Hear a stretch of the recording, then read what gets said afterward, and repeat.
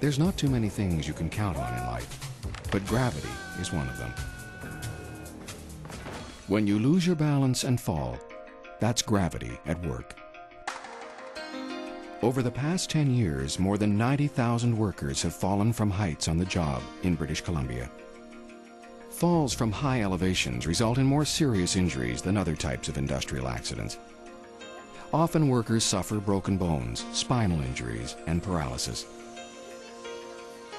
The funny thing is that we're all very careful with ourselves in private life. We wear seatbelts when we drive cars. We wear helmets when we ride motorcycles.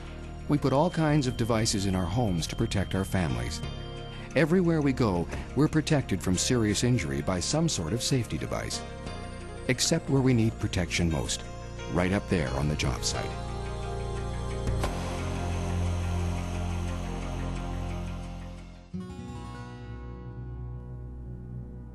This video is about fall protection. It's been produced for all those who've heard that it can't be done, but who really think that it should be done. Fall protection can be practical, and it can be provided economically. And more importantly, it can save lives. You'd never construct a building without a blueprint because the challenges are so complex. Fall protection problems are equally complex. But most projects begin without much thought to solving the problems. Workers are usually left to their own devices. Most of the time, that means working without fall protection. The solutions begin with planning before work commences at elevation. Each job site is different, and each solution must be crafted to the specific job site at hand. A fall protection work plan is simply a job hazard analysis. It's like a blueprint for worker safety at higher elevations.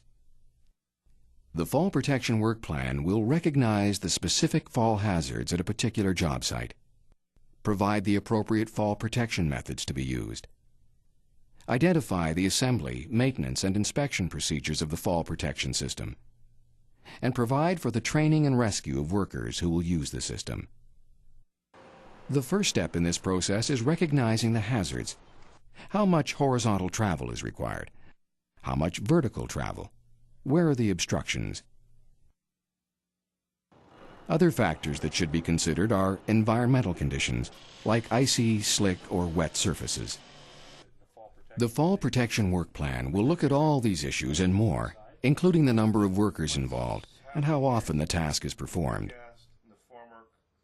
This type of thorough analysis has to be performed before site-specific fall protection measures can be defined. Keep in mind that safety is everyone's responsibility. Employers are responsible for providing a safe workplace, including the fall protection work plan and its systems. Supervisors are responsible for training workers in the requirements of the plan, and workers are responsible to work in a safe manner. Everyone has a role in making fall protection work. During this program, we'll be looking at the three main types of fall protection. Fall restraint systems, which prevent workers from falling. Fall arrest systems, which stop a fall in progress. And work procedures, where conventional fall protection is impractical to use. When planning for the fall hazards in a job site, fall restraint methods are always preferred because they prevent a worker from falling in the first place. Fall restraint solutions are neither complicated nor expensive to implement. High activity areas should be identified and fitted with fall restraint solutions, such as permanent or temporary guardrails. Loading forest products onto rail cars is a common operation at most mills. This activity requires horizontal movement along the top of the car. It's a job that's performed regularly on a daily basis, in good weather or in bad. But it's a job that routinely exposes workers to dangerous fall hazards. Without protection, a worker could fall from the car, risking serious or fatal injury. A simple travel restriction system using a safety line will eliminate most of the risks without compromising the worker's mobility. The system protects the worker as he travels across the top of the car. We've all seen hydroelectric workers using work positioning systems. The use of a pole belt when climbing a pole restricts the worker's travel and eliminates the possibility of a fall. and all the while the worker has two hands free to perform his job. A bucket truck provides a safe platform from which to perform work at high elevations.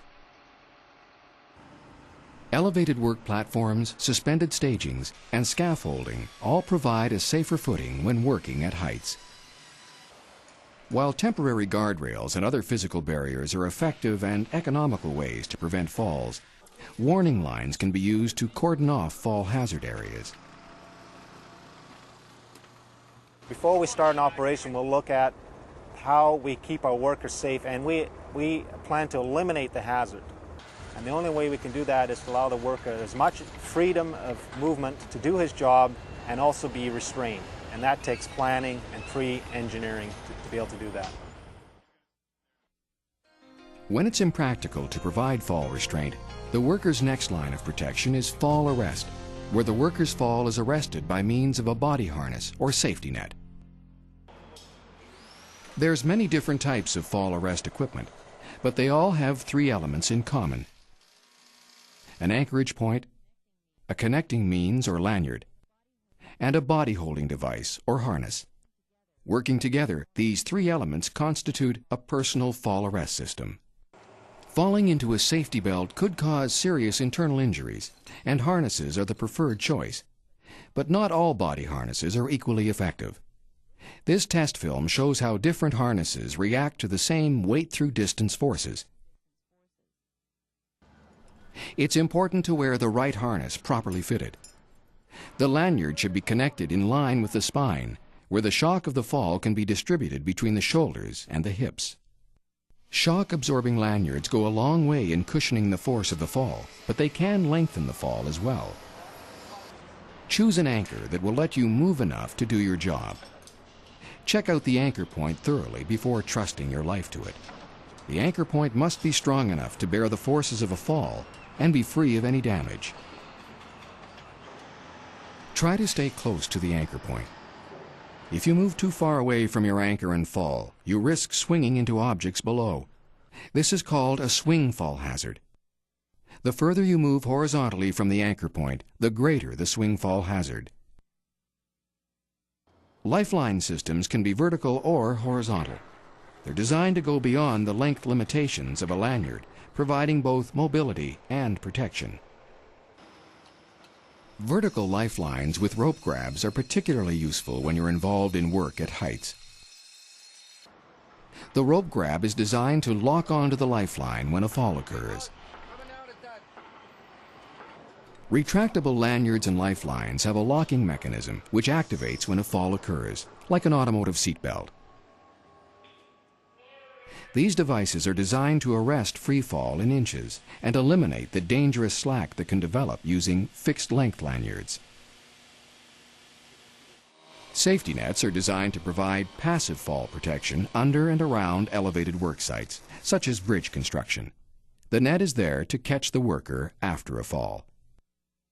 We use fall arrest systems to enable us to safely gain access to all the high points on our equipment in order to do regular maintenance and safety inspections.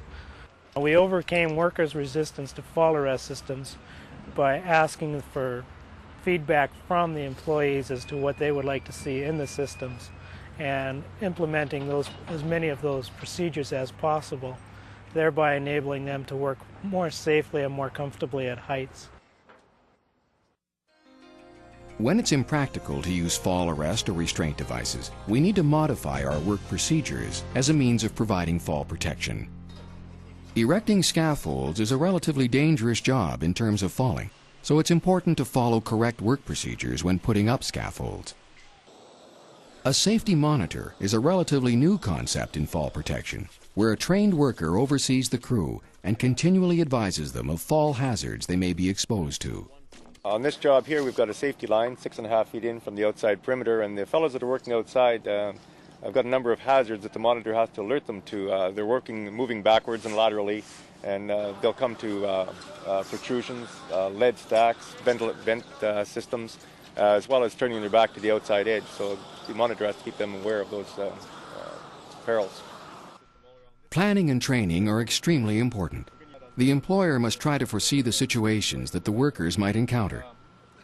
The workers must then be provided with appropriate training so that they are as experienced as possible and know the range of options available to them. Fall protection starts with planning. When you look at a particular job site, recognize the specific fall hazards and plan solutions to deal with them. This will become the blueprint for worker safety, the Fall Protection Work Plan. The solutions will include fall restraint methods, which prevent workers from falling, and fall arrest devices, which stop a fall in progress. Where these techniques are not practical, variations on work procedures should be considered and prepared for to deal with the possible fall hazards. Learn how to use the equipment correctly and maintain it carefully. In the event of a fall, have an effective rescue plan and make sure that everyone is trained properly. We've all heard that fall protection is too much of a hassle, that it gets in the way of production, or that it costs too much to implement. But the fact is that fall protection doesn't have to be expensive, and it can be used easily on the job site. Why use fall protection? There's a real simple answer. It could save your life.